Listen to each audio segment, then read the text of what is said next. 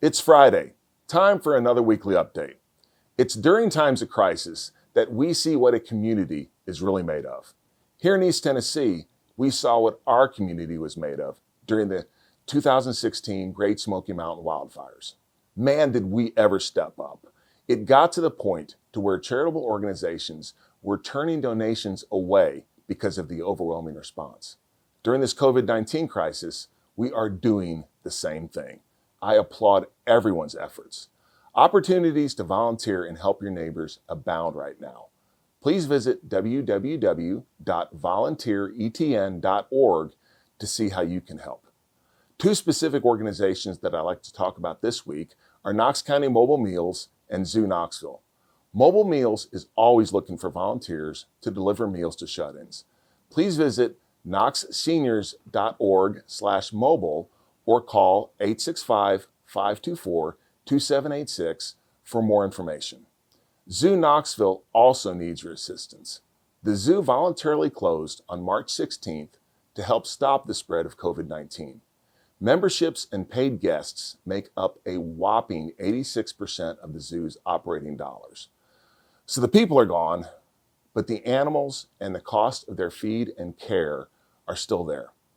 Every day the zoo is closed, they lose $22,500.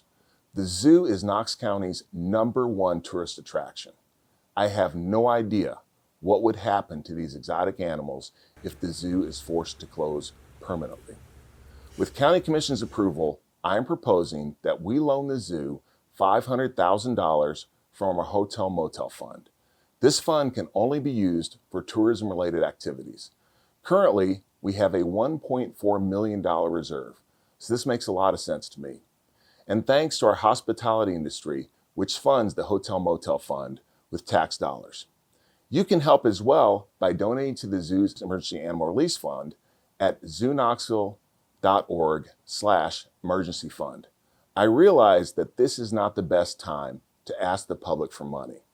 Many of us have lost income and there's a lot of need in the community. But if you are able to give anything, no matter the amount, the zoo would be grateful. You can also help in a unique way. If you have downed trees or vegetation, those are the treats that some animals, such as elephants, enjoy. So please call the zoo to see if they can use what you have. Now on to the COVID-19 pandemic. Testing is one of the primary ways that we can help limit the spread of COVID-19. Knox County will pay for some COVID-19 testing for our uninsured residents through our health department. Now keep in mind that this is limited and you must meet certain criteria to be eligible for testing. We are working on identifying sites to keep donated personal protective equipment, or PPE, locally and ensure that they are properly secured.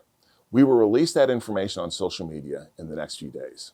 Read City USA continues to zoom along, having accumulated over 287,000 hours read as a community in our journey to read around the world 20 times in 2020.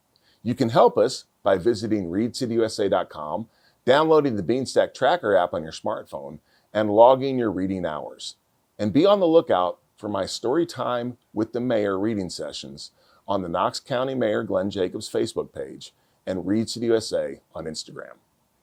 I saw a tweet thread this week that really resonated with me. Former U.S. Senator Bob Corker wrote, "For the good of our country, especially the working poor and small business owners that are seeing their life's work vanish, I hope Americans can get back to work on April 12th, as Donald Trump suggested." He continued, "I am glad the debate is now balanced and the understanding of the mid and longer term health consequences as a result of suicide, domestic violence, deprivation, and lives of poverty as a result of a prolonged lockdown are being taken into account." The Associated Press is reporting that nearly 3.3 million Americans applied for unemployment last week. That is almost 5 times the previous record set in 1982. 5 times. Christopher Ragaber writes, "Layoffs are sure to accelerate as the U.S. economy sinks into a recession. Revenue has collapsed at restaurants, hotels, movie theaters, gyms, and airlines. Auto sales are plummeting, and car makers have closed factories. Most such employers face loan payments and other fixed costs, so they're cutting jobs to save money. As job losses mount, some economists say the nation's unemployment rate could approach 13% by May. By comparison, the highest jobless rate during the Great Recession, which ended in 2009, was 10%. By now, we are all familiar with the charts showing the computer-generated model of the spread of COVID-19. Here's another chart that we should be familiarizing ourselves with. This is weekly unemployment claims over the past 50 years. This is completely unprecedented. In addition, according to Bloomberg, more than 47,000 retail shops have closed over the past 2 weeks. Sadly, many of these closings won't be temporary, especially when it comes to small business. This is all very concerning. Thus far, our reaction to COVID-19 has been to sacrifice the global economy. In fact, I've heard people say things like, you can either have a healthy economy or healthy people. This is a false dichotomy. The truth is, a sick economy produces sick people. From a public health perspective, we know that the greater one's income and wealth, the lower your likelihood of disease and premature death. We also know that high unemployment is linked to higher suicide rates. According to the World Economic Forum, a recent study shows that the impact of unemployment was strongest in countries which enjoyed comparatively low unemployment rates before the crash. Before COVID-19, the U.S. had record low unemployment, so we expect to see a surge in suicides, something that we are already experiencing at our Knox County Regional Forensic Center.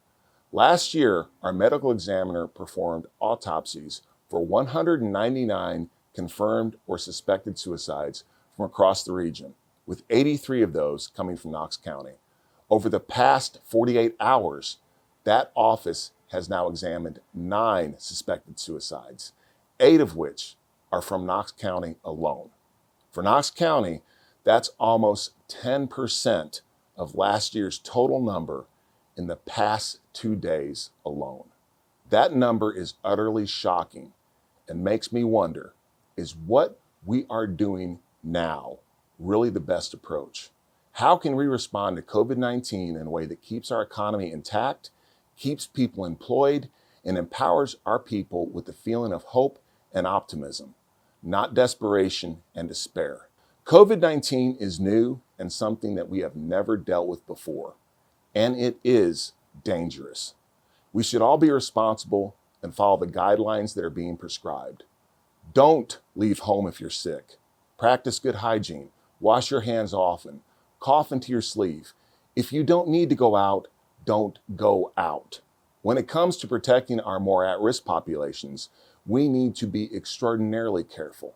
As individuals, we must exercise personal responsibility to protect our health, the health of our loved ones, and the health of our neighbors and the community at large.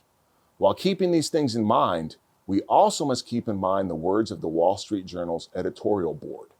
No society can safeguard public health for long at the cost to its economic health. We can have healthy people and a healthy economy if all of us are willing to work together to make it happen. In fact, we must have a healthy economy if we expect to have healthy people. We don't have a choice. And we can't lose hope. We are all in this together. We will get through this together, and we will be stronger together. Now, before I go, I'd like to thank all my friends, especially those in our faith-based community who have reached out to me to say they are praying for me.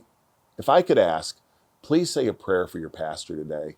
They are called upon to be a rock in times like this, but they're human too.